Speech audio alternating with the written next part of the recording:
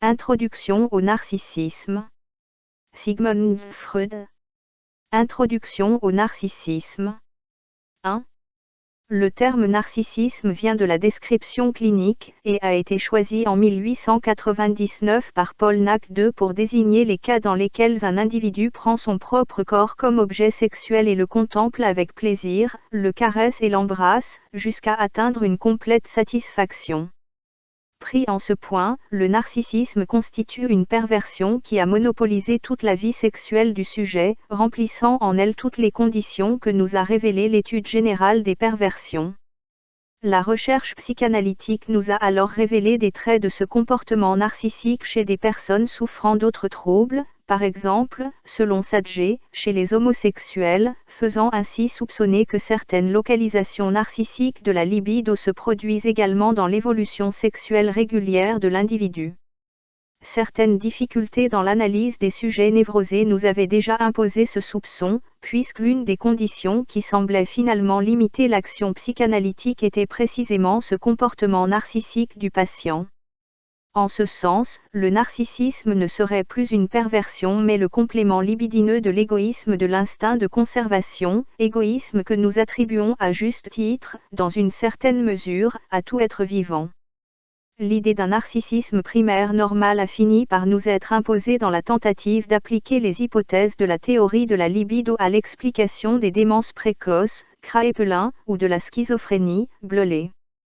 Ces patients, que j'ai proposé de classer comme paraphréniques, présentent deux caractéristiques principales, la folie des grandeurs et un désintérêt pour le monde extérieur, les gens et les choses.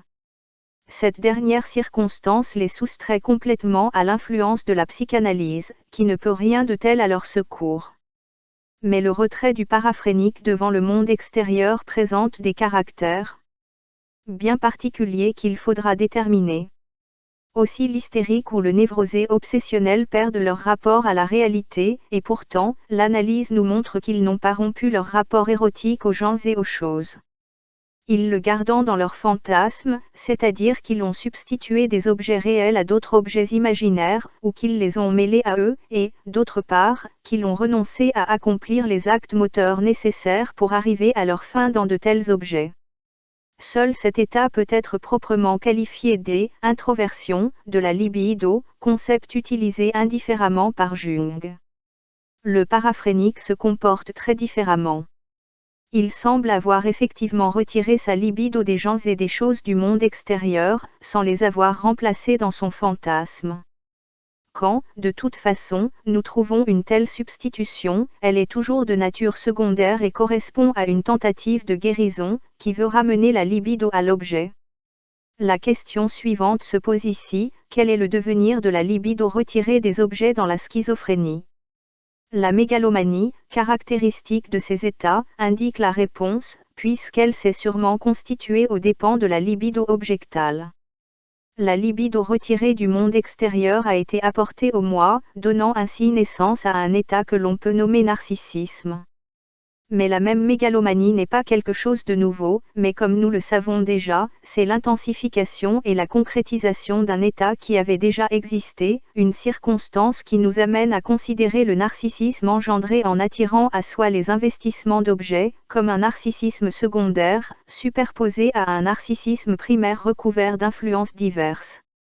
Je précise encore une fois que je n'ai pas l'intention de donner ici une explication du problème de la schizophrénie, ni même de l'approfondir, me bornant à reproduire ce qui a déjà été exposé ailleurs, pour justifier une introduction du narcissisme.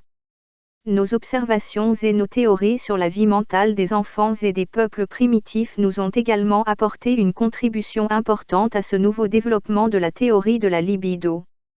En fait, la vie psychique infantile et primitive présente certains traits qui, s'ils étaient présents isolément, devraient être attribués à la mégalomanie, une surestimation de la puissance de leurs désirs et de leurs actes mentaux, la toute puissance des idées, une foi en la force magique des mots et une technique contre le monde extérieur, la magie, qui nous apparaît comme une application conséquente de prémices aussi mégalomanes. 5. Chez l'enfant d'aujourd'hui, dont l'évolution nous est beaucoup moins transparente, nous adoptons une attitude similaire envers le monde extérieur. Ainsi se forme l'idée d'une charge libidinale primitive du moi, dont une partie est destinée à charger des objets, mais qui au fond continue de subsister comme telle, devenant par rapport aux charges des objets ce que le corps d'un protozoaire par rapport à ses pseudopodes proéminents. Cette partie de la localisation de la libido devait rester cachée à notre investigation initiale, car elle prenait son point de départ dans les symptômes névrotiques. Les émanations de cette libido, les charges d'objets, susceptibles de se mettre en évidence sur l'objet ou de s'en retirer, étaient la seule chose que nous remarquions, nous faisant également prendre conscience, dans leur ensemble, de l'existence d'une opposition entre la libido du moi et la libido du moi objectal. Plus le premier est grand, plus le second est pauvre. La libido d'objet nous semble atteindre son développement maximum dans l'amour, qui nous apparaît comme une dissolution de sa propre personnalité au profit de la charge d'objet, et trouve son antithèse dans le fantasme paranoïaque, ou perception de soi, de la fin de la vie. Monde. Enfin, et en ce qui concerne la différenciation des énergies psychiques, nous concluons qu'elles sont d'abord étroitement liées, sans que notre analyse puisse encore les différencier, et que seule la charge des objets permet de distinguer une énergie sexuelle, la libido, d'une énergie des instincts du moi.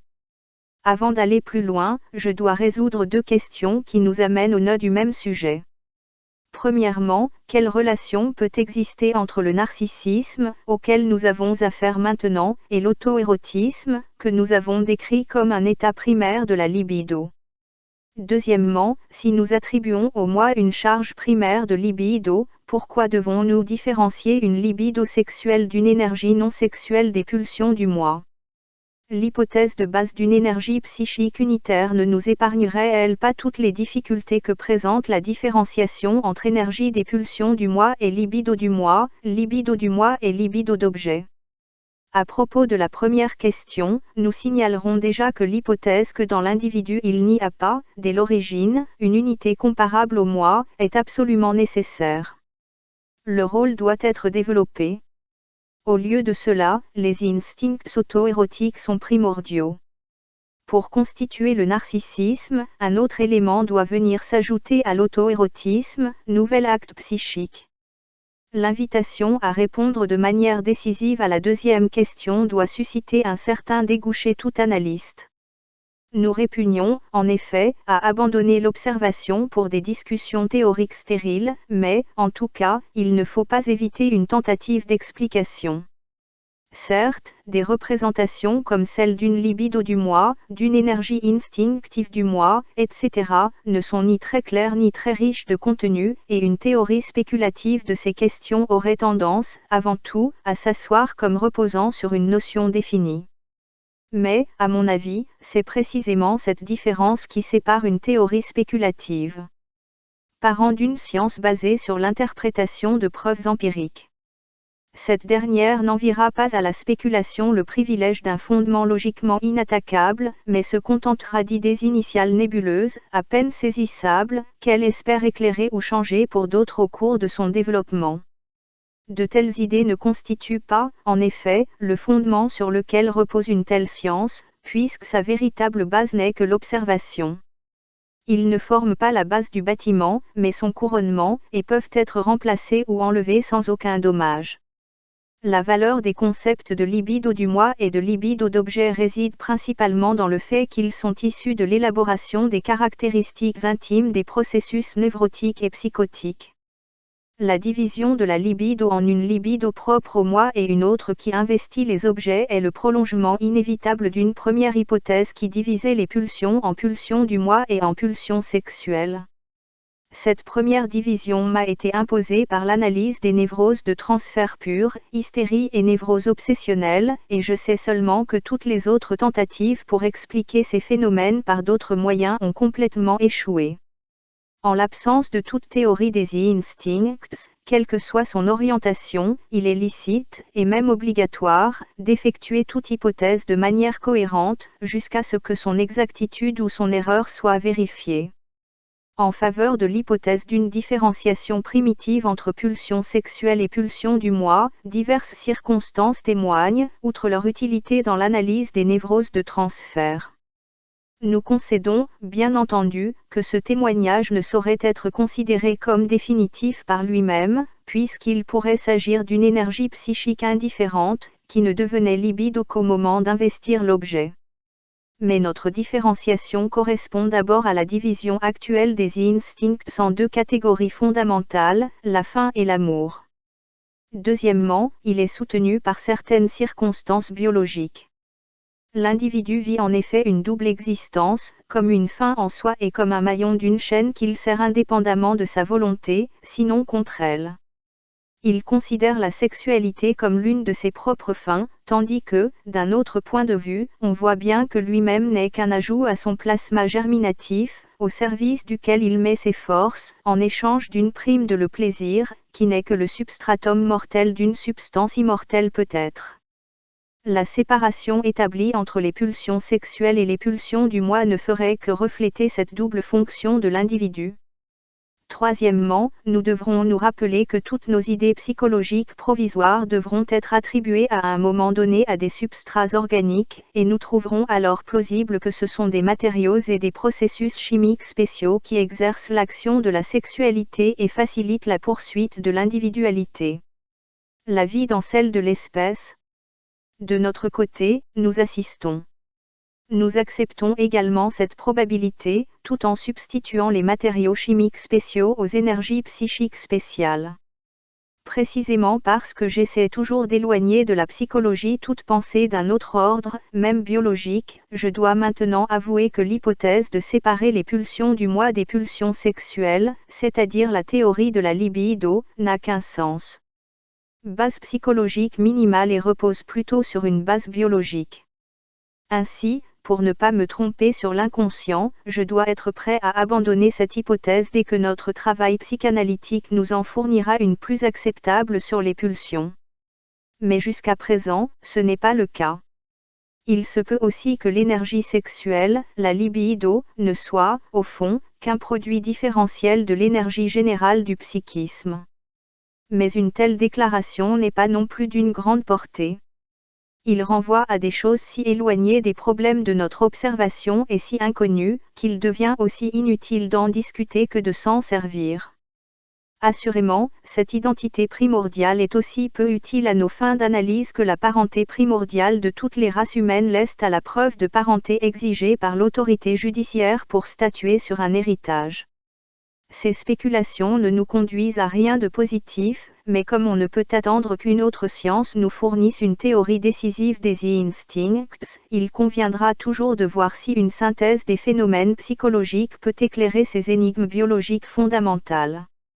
Sans oublier la possibilité de se tromper, il faudra donc faire l'hypothèse, d'abord tenue, d'une antithèse entre pulsion du moi et pulsion sexuelle, telle que nous l'a imposée l'analyse des névroses de transfert, et voir si elle se développait sans obstacles et peut également être appliquée à d'autres conditions, par exemple, à la schizophrénie. Ce serait autre chose, bien sûr, s'il était démontré que la théorie de la libido n'avait déjà pas réussi à expliquer cette dernière maladie. Jung l'a affirmé ainsi, m'obligeant ainsi à exposer prématurément des observations que j'aurais aimé réserver pour un temps. J'aurais préféré suivre jusqu'au bout le chemin commencé dans l'analyse de l'affaire Schreber sans avoir à en exposer d'abord les prémices. Mais l'affirmation de Jung est pour le moins prématurée et les preuves à l'appui sont très rares. En premier lieu, il cite à tort mon propre témoignage, affirmant que j'ai moi-même déclaré avoir été contraint d'élargir le concept de libido en raison des difficultés d'analyse de l'affaire Schreber, c'est-à-dire d'abandonner son contenu sexuel, faisant coïncider la libido avec l'intérêt psychique général. Dans une critique réussie de l'œuvre de Jung, Ferenczi a déjà démontré l'erreur de cette interprétation. Pour ma part, je n'ai qu'à confirme ce qu'a dit Ferenczi et répète que je n'ai jamais exprimé un tel renoncement à la théorie de la libido.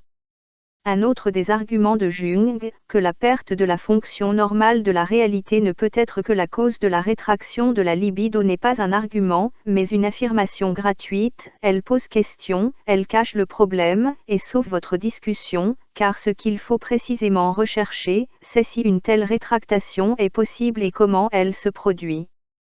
Dans son important travail immédiat 10, Jung se rapproche beaucoup de la solution que j'ai indiquée bien avant. En tout cas, il faut tenir compte comme Freud le fait déjà dans le cas Schreber que l'introversion de la libido sexuelle conduit à une charge libidineuse du moi, qui produit probablement une perte de contact avec la réalité. La possibilité d'expliquer ainsi l'écart avec la réalité est très tentante.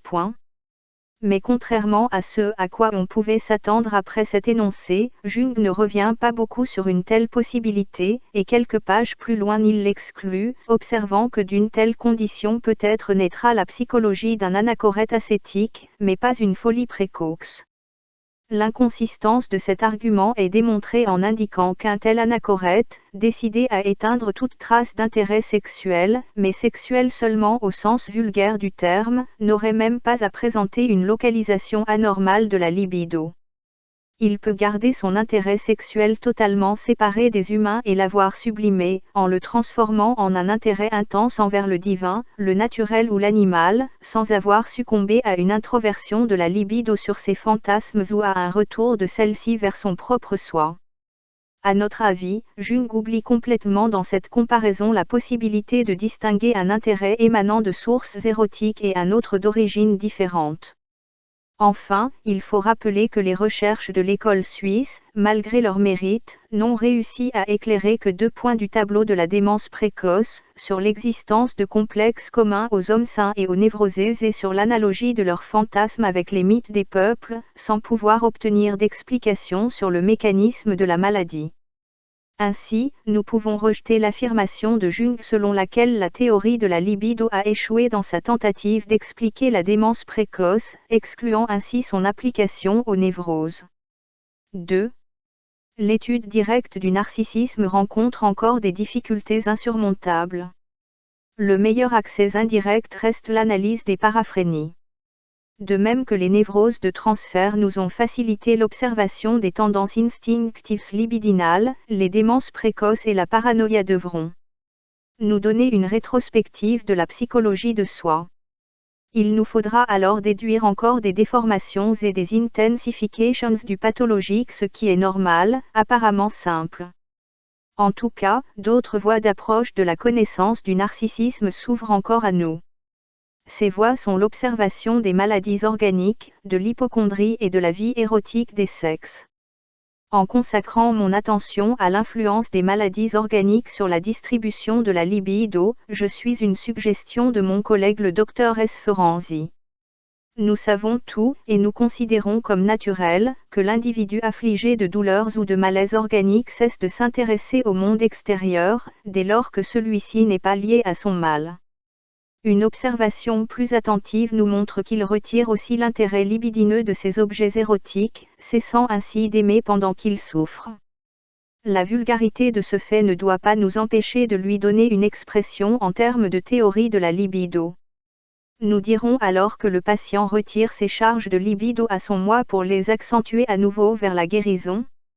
Se concentrer est son âme, dit Wilhelm Busch du poète qui a mal aux dents, dans le trou étroit de sa molaire. La libido et l'intérêt du moi ont ici un destin commun et redeviennent indiscernables. Un tel comportement du patient nous semble très naturel, car nous sommes sûrs qu'il doit aussi être le nôtre dans le même cas. Cette disparition de toute disposition amoureuse, aussi intense soit-elle devant la douleur physique, et son remplacement soudain par l'indifférence la plus complète, ont aussi été largement exploités comme source de comédie. Semblable à la maladie, le sommeil signifie aussi une rétraction narcissique des positions de libido à sa propre personne ou, plus précisément, au seul et exclusif désir de dormir. Peut-être l'égoïsme des rêves trouve-t-il là son explication. Dans les 2 cas, on voit des exemples de modification dans la distribution de la libido consécutive à une modification du moi. L'hypocondrie se manifeste, comme la maladie organique, par des sensations somatiques douloureuses ou douloureuses, et coïncide également avec elle en termes de distribution de la libido. L'hypocondriaque soustrait son intérêt et sa libido, surtout cette dernière, aux objets du monde extérieur, et les concentre tous deux sur l'organe qui le concerne. Entre l'hypocondrie et la maladie organique, on observe cependant une différence. Dans la maladie, les sensations douloureuses reposent sur des altérations vérifiables, et dans l'hypocondrie, elles ne le sont pas. Mais, conformément à notre appréciation générale des processus névrotiques, nous pouvons décider d'affirmer que, dans l'hypocondrie, de telles altérations organiques ne doivent pas manquer. Alors, en quoi consisteront-ils ? Nous nous laisserons guider ici par l'expérience que dans les autres névroses il y a aussi des sensations somatiques désagréables comparables aux sensations hypocondriaques. J'ai déjà exprimé ailleurs mon penchant à attribuer à l'hypocondrie la 3e place parmi les névroses actuelles. Côté neurasthénie et névrose d'angoisse, il ne paraît pas exagéré d'affirmer que toutes les autres névroses sont également mêlées à quelques hypocondries. Là où ce mélange se voit le mieux, c'est dans la névrose d'angoisse avec sa superstructure d'hystérie. Or, dans l'appareil génital externe en état d'excitation, nous avons le prototype d'un organe douloureusement sensible et présentant une certaine altération, sans être malade, au sens ordinaire du terme. Il n'est pas malade, et pourtant il paraît gonflé, congestionné, moite, et est le siège de multiples sensations. Si nous donnons maintenant le nom de érogénéité, fait référence à la capacité d'une partie du corps à envoyer des stimuli sexuellement excitants dans la vie mentale, et nous nous souvenons que la théorie sexuelle nous a depuis longtemps habitués à l'idée que certaines autres parties du corps, les zones érogènes, peuvent représenter les organes génitaux et se comporter comme eux. On peut déjà s'aventurer un peu plus loin et décider de considérer l'érogénéité comme une qualité générale de tous les organes, pouvant alors parler de son intensification ou de sa diminution dans une certaine partie du corps. Parallèlement à chacune de ces altérations de l'érogénéité des organes, une altération de la charge libido du moi pourrait s'opérer. Tels seraient donc les facteurs fondamentaux de l'hypocondrie, capables d'exercer sur la distribution de la libido la même influence que la maladie matérielle des organes. Cette ligne de pensée nous amènerait à approfondir le problème général des névroses actuelles, neurasthénie et névrose d'angoisse, et pas seulement celui de l'hypocondrie. Nous nous arrêterons donc ici, car une investigation purement psychologique ne doit pas pénétrer si loin dans les domaines de l'investigation physiologique. Nous nous bornerons à énoncer le soupçon que l'hypocondrie est, vis-à-vis de la paraphrénie, dans le même rapport que les autres névroses actuelles avec l'hystérie et la névrose obsessionnelle, dépendant donc de la libido du moi, comme les autres de la libido objectale. L'angoisse hypocondriaque serait la contrepartie, dans la libido du moi, de l'angoisse névrotique. De plus, une fois familiarisé avec l'idée de lier le mécanisme d'acquisition de la maladie et de production des symptômes dans les névroses de transfert, le passage de l'introversion à la régression, à une stagnation de la libido des objets 11, on peut aborder aussi celle d'une stagnation de la libido de soi et le rapporte au phénomène d'hypocondrie et de paraphrénie. Naturellement, notre désir de savoir soulèvera la question de savoir pourquoi une telle stagnation de la libido dans le moi devrait être ressentie comme désagréable.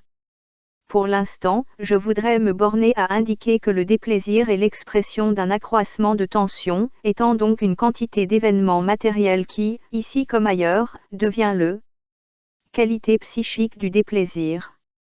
Le développement du déplaisir ne dépendra cependant pas de la grandeur absolue de ce processus matériel, mais plutôt d'une certaine fonction spécifique de cette grandeur absolue.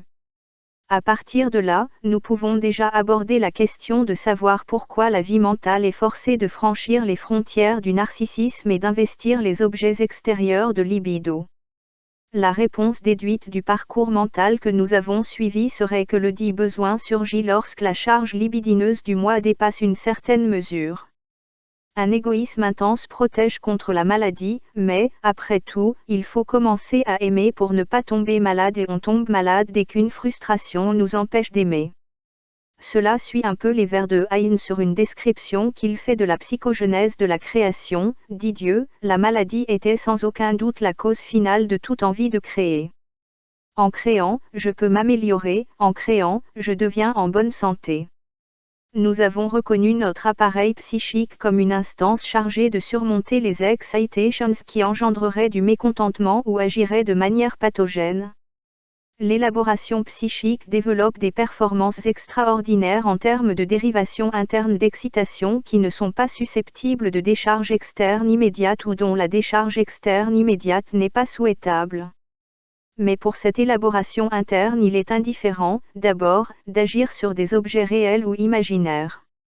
La différence survient plus tard, lorsque l'orientation de la libido vers des objets irréels, introversion, vient provoquer une stagnation de la libido.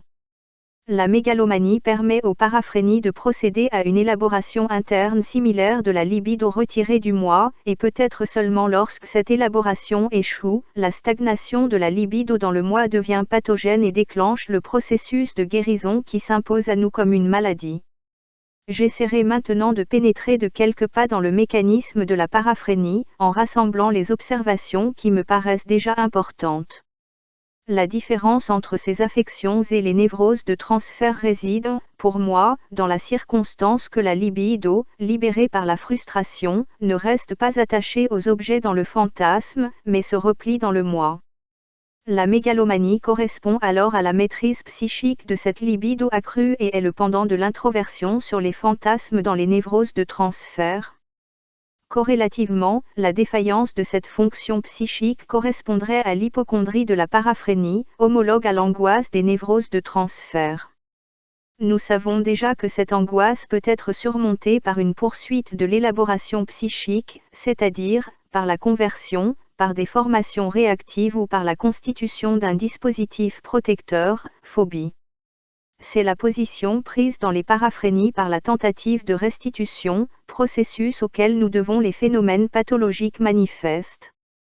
Étant donné que la paraphrénie entraîne bien des fois, peut-être la plupart, un détachement seulement partiel de la libido de ces objets, ils ont pu distinguer.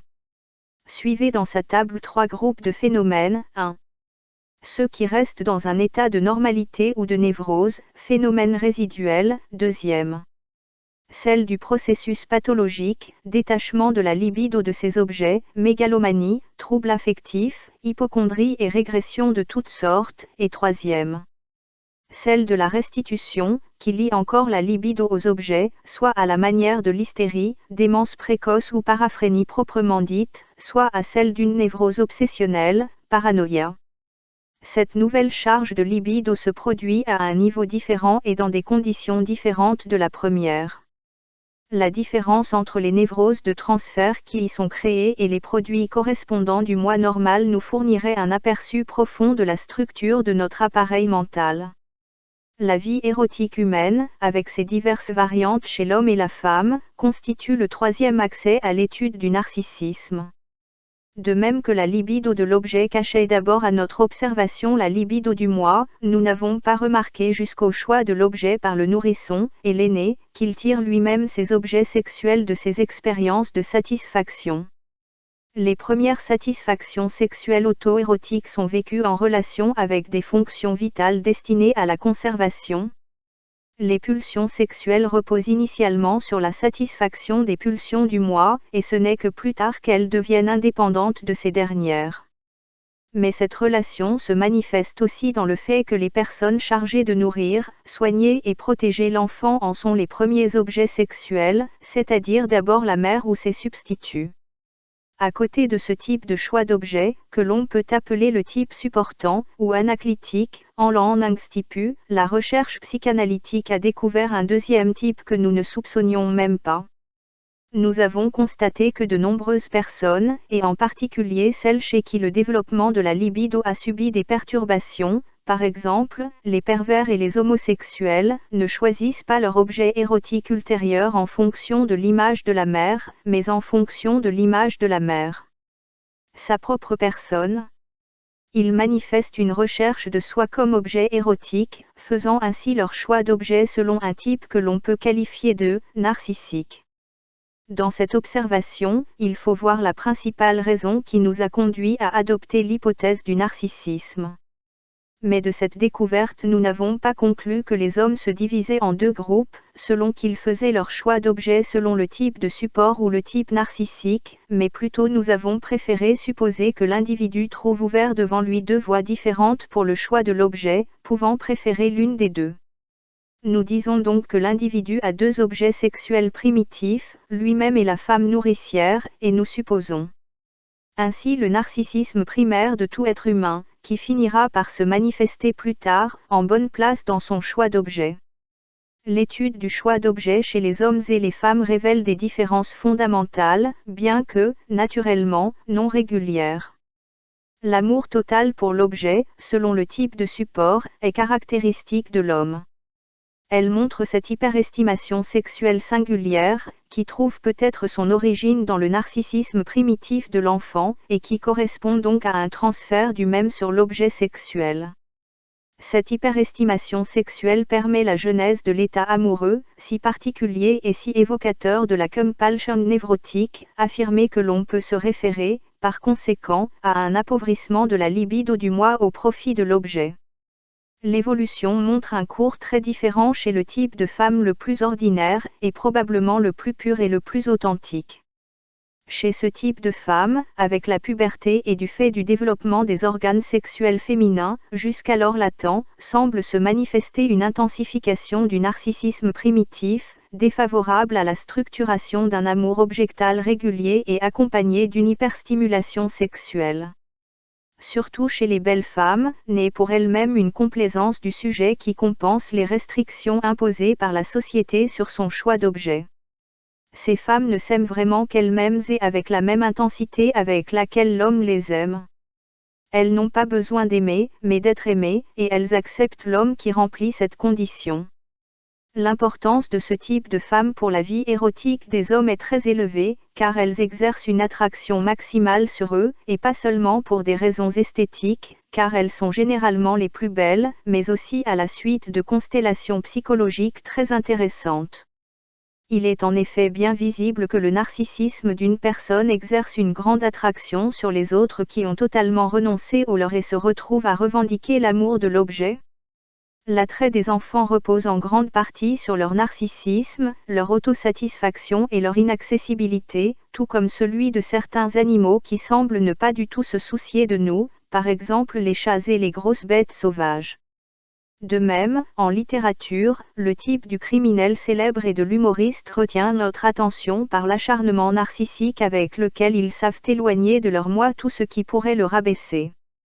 C'est comme si nous les envions de savoir conserver un état psychique bienheureux, possession inattaquable de la libido, à laquelle nous aurions dû renoncer de notre côté.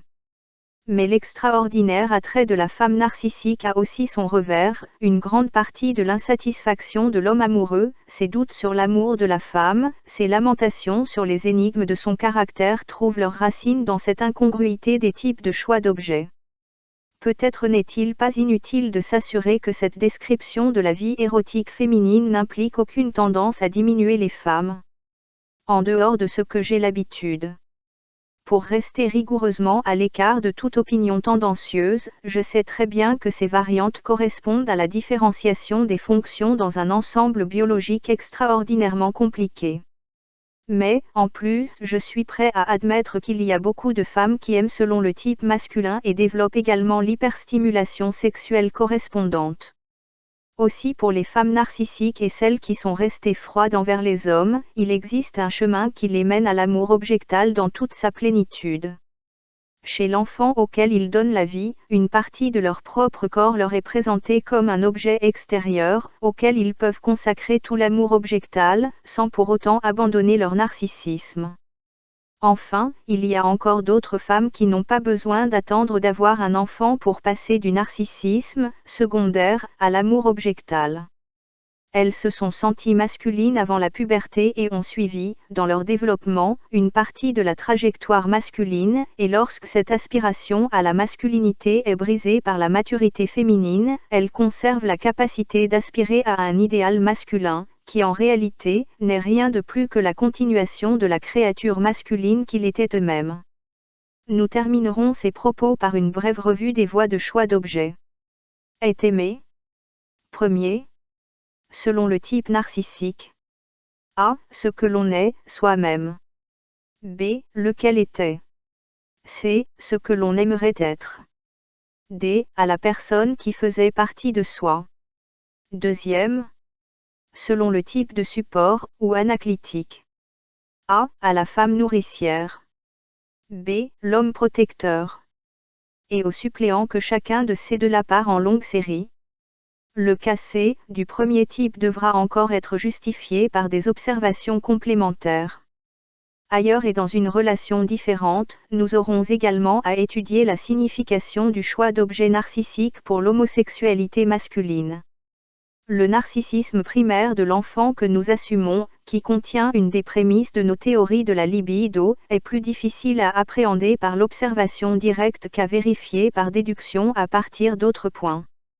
Considérant l'attitude des parents aimants envers leurs enfants, il faut y voir un renouveau et une reproduction du narcissisme lui-même, depuis longtemps abandonné. La surestimation, que nous avons déjà étudiée comme stigmate narcissique dans le choix d'objets, domine, on le sait, cette relation affective.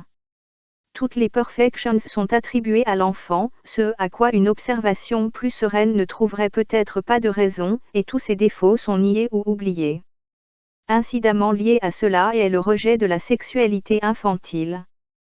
Mais il y a aussi une tendance à suspendre pour l'enfant toutes les conquêtes culturelles dont nous avons dû imposer la reconnaissance à notre narcissisme, et à lui renouveler des privilèges longtemps renoncés. La vie doit être plus facile pour l'enfant que pour ses parents. Il ne devrait pas être soumis aux besoins reconnus par eux comme suprêmes dans la vie. La maladie, la mort, le renoncement au plaisir et la limitation de sa propre volonté doivent disparaître pour lui, et les lois de la nature, ainsi que celles de la société, doivent s'arrêter devant sa personne. Il devra être à nouveau le centre et le Najoul de la création, Sa Majesté l'enfant, tel qu'un jour nous le considérons.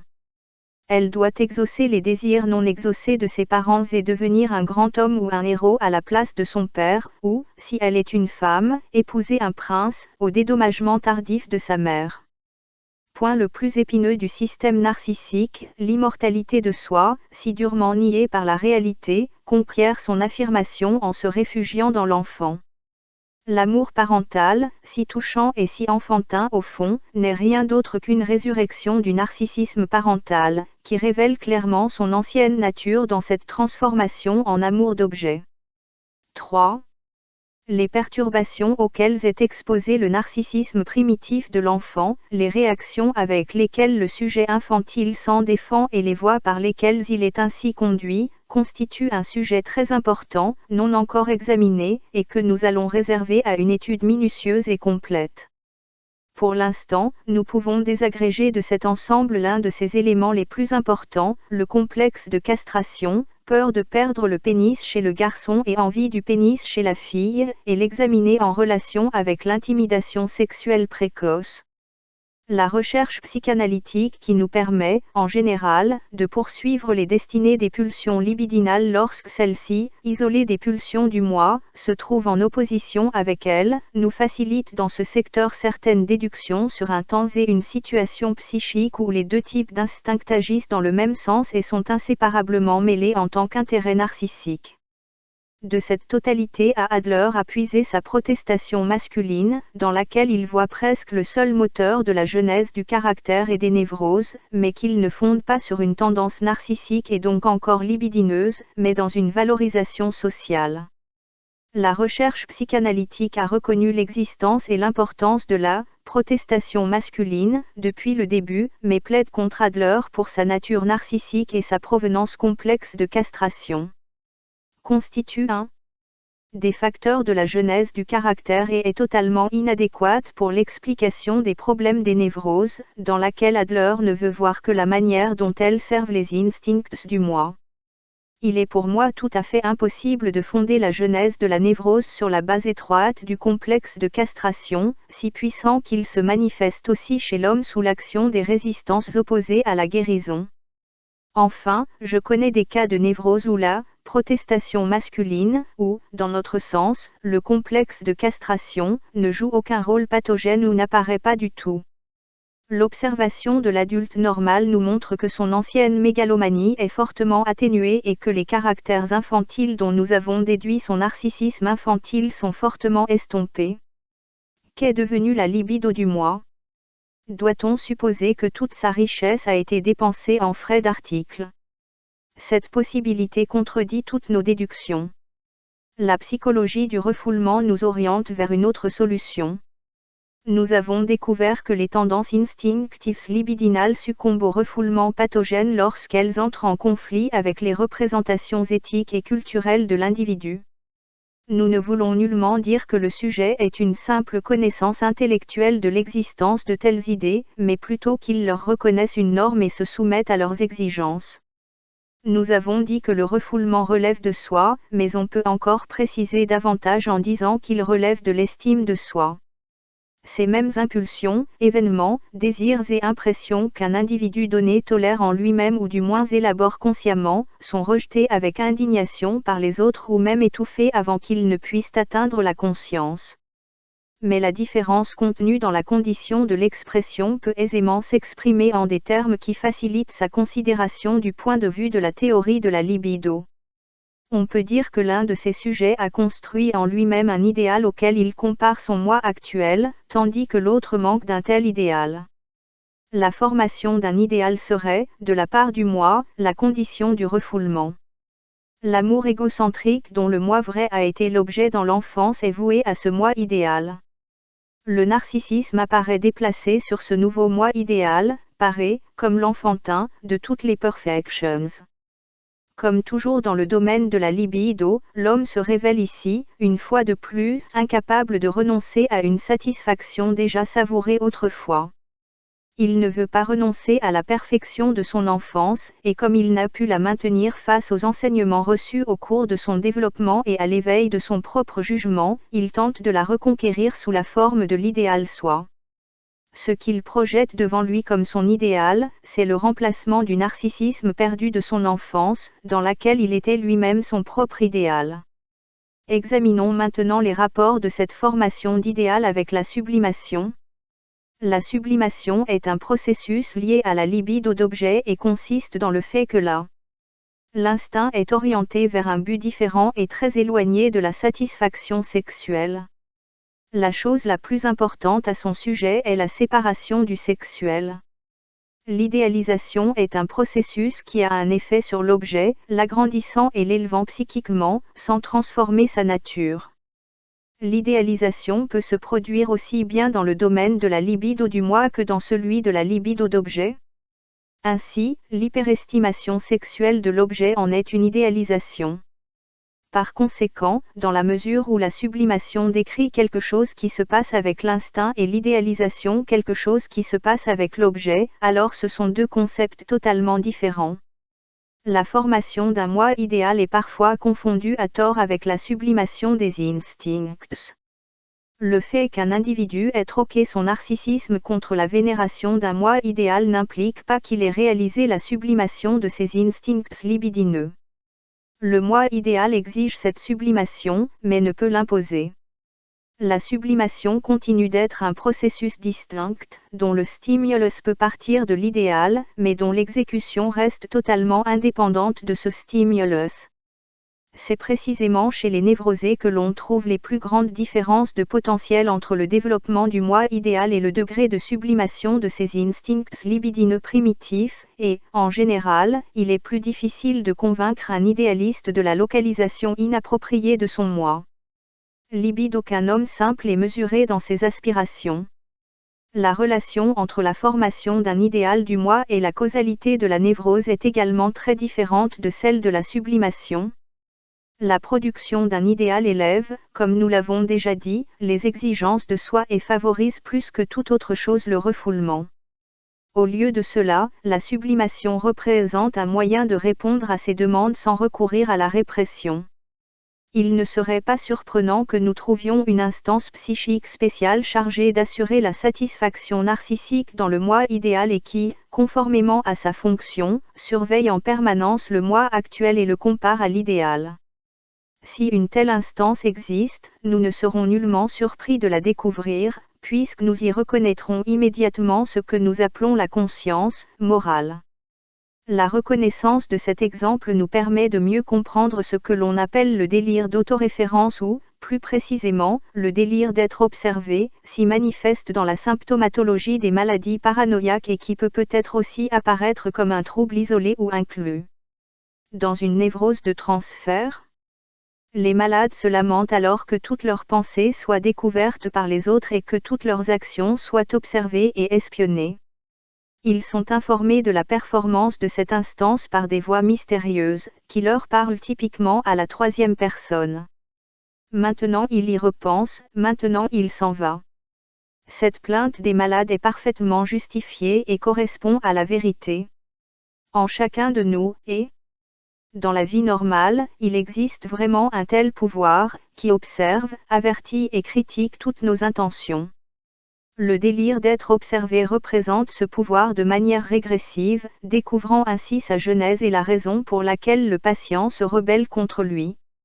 Le stimulant de la formation du moi idéal, dont la surveillance est confiée à la conscience, a eu pour point de départ l'influence critique exercée, à voix haute, par les parents, auxquels s'ajoutent plus tard les éducateurs, les enseignants et, bien sûr, les derniers, tous ensemble innombrables de personnes du milieu social correspondant, partenaires, opinion publique. De cette manière, de grandes quantités de libido essentiellement homosexuelles sont entraînées dans la formation de l'idéal du moi narcissique et trouvent dérivée et satisfaction dans sa préservation. L'institution de la conscience morale fut d'abord une incarnation de la critique parentale puis de la critique de la société, un processus comme celui qui se répète dans la genèse d'une tendance au refoulement, provoquée par un interdit ou un obstacle extérieur. Les voix, ainsi que la multitude indéterminée, réapparaissent plus tard dans la maladie, et avec elles, l'histoire évolutive des consciences reproduite régressivement. La rébellion contre l'instance de censure vient de l'extérieur du désir du sujet, corrélatif au caractère fondamental de la maladie, de se détacher de toutes ses influences, à commencer par celles parentales, et de l'extérieur de leur retrait de la libido homosexuelle. Sa conscience s'oppose alors à lui de manière régressive, comme une action hostile dirigée contre lui de l'extérieur. Les lamentations du paranoïaque montrent aussi que l'autocritique de la conscience coïncide, en définitive, avec l'auto-observation sur laquelle elle se fonde. La même activité psychique qui s'est emparée de la fonction de conscience s'est donc aussi mise au service de l'introspection, qui fournit à la philosophie la matière de ses opérations mentales. Cette circonstance n'est peut-être pas indifférente pour déterminer le stimulus de formation des systèmes spéculatifs qui caractérisent la paranoïa 14. Il sera très important de trouver également dans d'autres secteurs des indices de l'activité de cette instance d'observateur critique, élevé au rang de conscience et d'introspection philosophique. Je rappellerai donc ce que H. Silberer a décrit sous le nom de « phénomène fonctionnel » et qui constitue l'un des rares compléments indiscutablement précieux apportés jusqu'ici à notre théorie du rêve. Silberer a montré que, dans les états intermédiaires entre la veille et le sommeil, on peut observer directement la transformation des idées en images visuelles, mais que, dans de telles circonstances, qui surgit devant nous n'est pas, souvent, un contenu de pensée, mais l'état dans lequel se trouve la personne aux prises avec le rêve.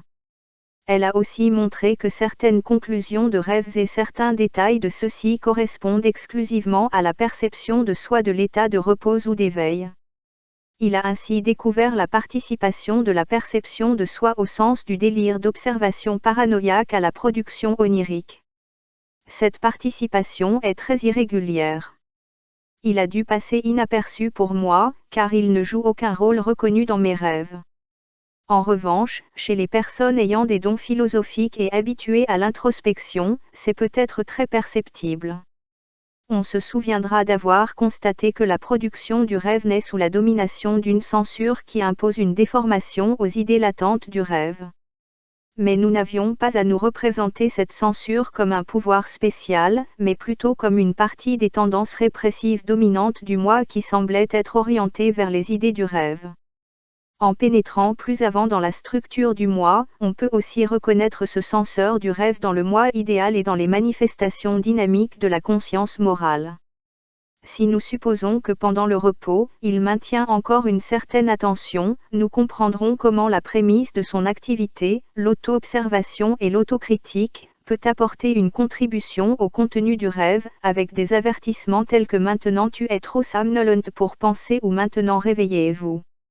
À partir de là, on peut tenter une étude de l'estime de soi chez l'individu normal et chez le névrosé. En premier lieu, l'estime de soi nous semble être une expression de la grandeur de soi, n'étant pas le cas de savoir quels sont les différents éléments qui vont déterminer la dite grandeur.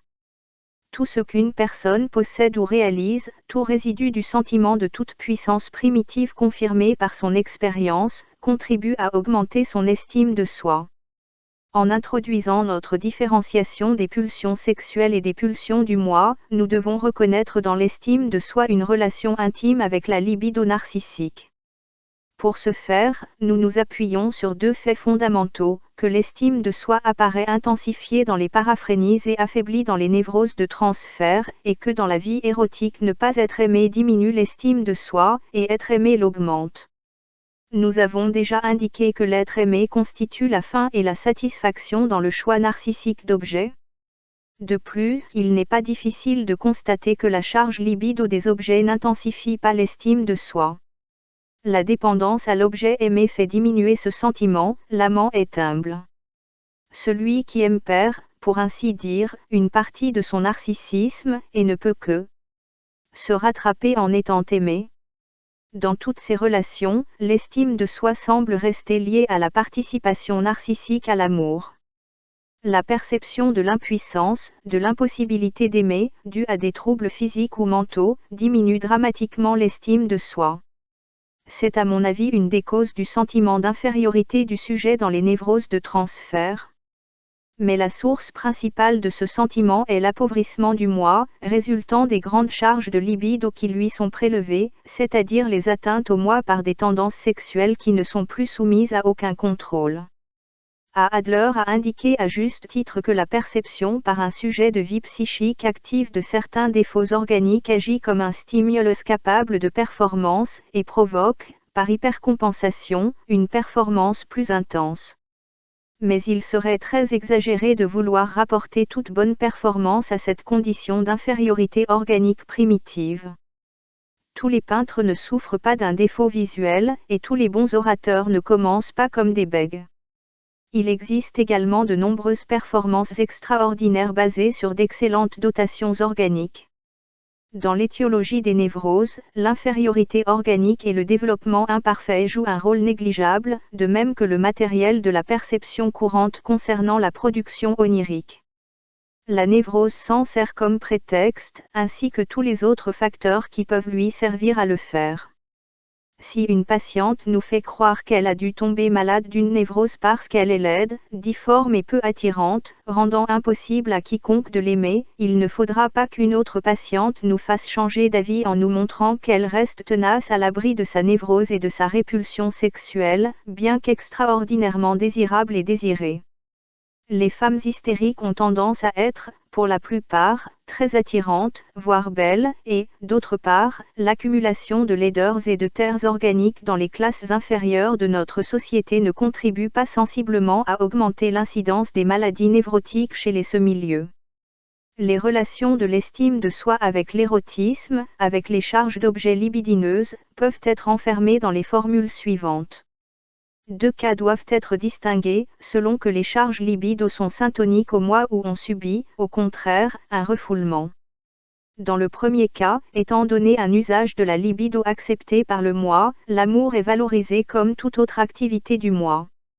L'amour lui-même, comme désir et comme privation, abaisse l'estime de soi, tandis qu'être aimé ou rendu, s'être rendu l'amour, la possession de l'objet aimé, l'intensifie à nouveau.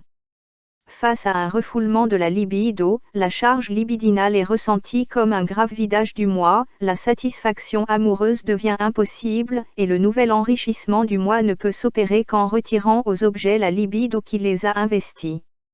Le retour de la libido d'objet au moi et sa transformation en narcissisme se représentent comme s'il s'agissait à nouveau d'un amour heureux, et d'autre part, il est vrai aussi qu'un véritable amour heureux correspond à la condition première où la libido d'objet et la libido du moi, ils ne peuvent pas être différenciés.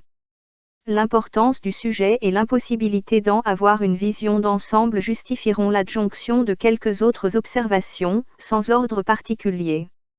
L'évolution du moi consiste en un départ du narcissisme primaire et crée une intense tendance à le reconquérir. Cet éloignement passe par le déplacement de la libido vers un moi idéal imposé de l'extérieur, et la satisfaction est apportée par l'accomplissement de cet idéal. Simultanément, le moi a mis en évidence les charges objectales libidineuses. Il s'est appauvri au profit de ces charges, ainsi qu'au profit du moi idéal, et il s'est à nouveau enrichi des satisfactions acquises dans les objets et de l'accomplissement de l'idéal. Une partie de l'estime de soi est primaire, le résidu du narcissisme infantile, une autre vient de la toute-puissance confirmée par l'expérience, de l'accomplissement de l'idéal, et un troisième, de la satisfaction de la libido objectale. Le moi idéal a atteint la satisfaction de la libido des objets dans des conditions très difficiles, en abandonnant une partie, considérée comme rejetable par sa censure. Dans les cas où un tel idéal n'a pas été développé, la tendance sexuelle en question devient une partie de la personnalité du sujet sous forme de perversion. L'être humain fonde son bonheur sur le fait de redevenir son propre idéal tel qu'il était dans son enfance, tant par rapport à ses tendances sexuelles que par rapport aux autres tendances. Tomber amoureux consiste en un influx de la libido du moi vers l'objet. Elle a le pouvoir de lever les répressions et de rétablir les perversions. Elle érige l'objet sexuel en catégorie d'idéal sexuel. Étant donné qu'il a de l'affection, selon le type d'objet choisi comme support, et sur la base de la réalisation des conditions érotiques infantiles, on peut dire que tout ce qui répond à ces conditions érotiques est idéalisé. L'idéal sexuel peut entrer dans un rapport auxiliaire intéressant avec l'idéal du moi. Lorsque la satisfaction narcissique rencontre de réels obstacles, l'idéal sexuel peut être utilisé comme satisfaction de substitution. On s'aime alors selon le type de choix d'objet narcissique. Nous aimons ce que nous avons été et avons cessé d'être ou ce qui a des perfections qui nous manquent. La formule correspondante serait « ce qui est aimé est ce qui possède la perfection qui manque au moi pour atteindre l'idéal ». Ce cas complémentaire revêt une importance particulière pour le névrosé, chez qui le moi a été appauvri par des charges objectales excessives et incapable d'atteindre son idéal. Le sujet tentera alors de revenir au narcissisme en choisissant, selon le type narcissique, un idéal sexuel qui possède les perfections qu'il ne peut atteindre. Ce serait la guérison par l'amour, que le sujet préfère, en général, à l'analytique. Il en viendra même à ne pas croire à la possibilité d'un autre moyen de guérison et commencera là. Traitement avec l'espoir de le réaliser en elle, dirigeant un tel espoir sur la personne du médecin. Mais à ce projet curatif s'oppose naturellement l'incapacité du patient à aimer, causée par ses refoulements étendus. Lorsque le traitement parvient à atténuer quelque peu cette incapacité, un résultat indésirable survient parfois, le patient se retire de la poursuite de l'analyse pour faire un choix amoureux et confier le reste de la guérison à la vie avec l'être aimé. Ce dénouement pourrait nous paraître satisfaisant s'il n'entraînait, pour le sujet, une dépendance invalidante à l'égard de la personne qui lui a apporté son aide amoureuse. De l'idéal du moi découle un changement important pour la compréhension de la psychologie collective. Cet idéal-là, outre sa part individuelle, sa part sociale, c'est aussi l'idéal commun d'une famille, d'une classe ou d'une nation. En plus de la libido narcissique, il attire à lui une grande partie de la libido homosexuelle, qui est revenue au moi. L'insatisfaction causée par le non-respect de cet idéal libère à terme une réserve de libido homosexuelle, qui devient une conscience de culpabilité, anxiété sociale. Ce sentiment de culpabilité était à l'origine une peur de la punition parentale ou, plus précisément, de perdre son amour. Plus tard, les parents sont remplacés par un nombre indéfini de compagnons. La causalité fréquente de la paranoïa par une mortification de soi, c'est-à-dire que par la frustration de la satisfaction dans le domaine de l'idéal du moi, la coïncidence de l'idéalisation et de la sublimation dans l'idéal du moi nous est ainsi rendue compréhensible, ainsi que l'involution des sublimations et la transformation éventuelle des idéaux. Troubles paraphréniques. Introduction au narcissisme. Sigmund Freud.